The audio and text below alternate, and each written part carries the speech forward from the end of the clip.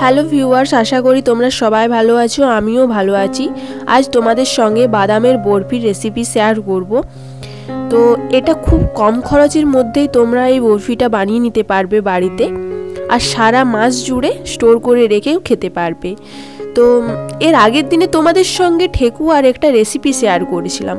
তোমরা এখনও পর্যন্ত কেউ কমেন্ট করে জানাওনি যে তোমাদের ঠেকুয়ার রেসিপি কেমন লেগেছে। তোমরা ঝটপট গিয়ে দেখে এসো ঠেকুয়ার রেসিপি, আর আমায় কমেন্ট করে জানাও। তো চলো শুরু করি আজকের এই বাদাম বরফির রেসিপি। প্রথমে বাদামগুলোকে শুকনো কড়াইয়ের মধ্যে দিয়ে ভেজে খোসাগুলোকে গুঁড়ো করে নিয়েছি। পরিমাণ মতো জল দিয়ে পরিমাণ মতো চিনি দিয়ে একটি সিরা রেডি করে নেব। জলের সঙ্গে চিনি ভালোভাবে গোলা হয়ে গেলে এলাচ গুঁড়ো দিয়ে কিছুক্ষণের জন্য আরও ফুটিয়ে নেব। চিনির সিরা দেখে নেব রেডি হয়েছে কিনা। আমার চিনির সিরা রেডি হয়ে এসছে।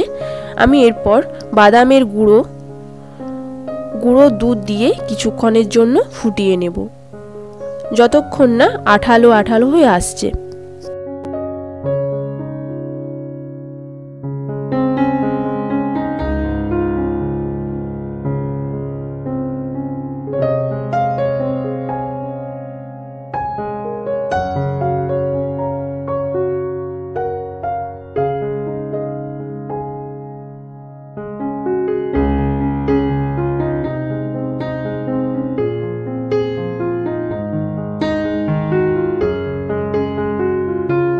এর সঙ্গে 1 চামচের মতো ঘি দিয়ে কিছুক্ষণের জন্য আবার ফুটিয়ে নেব।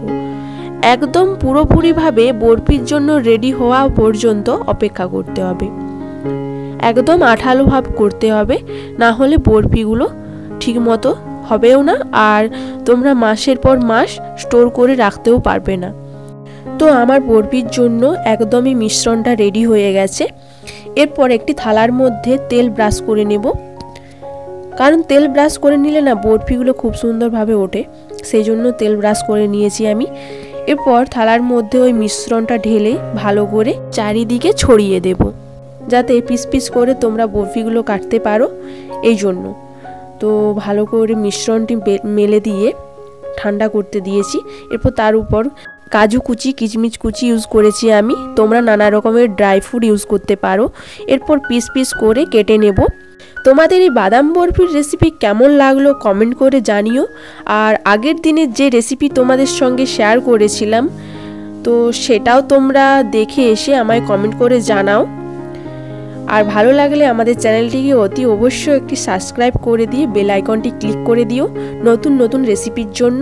আর ফেসবুক, ইনস্টাগ্রাম থেকে দেখে থাকলে আমাদের চ্যানেলটিকে ফলো করে দিও।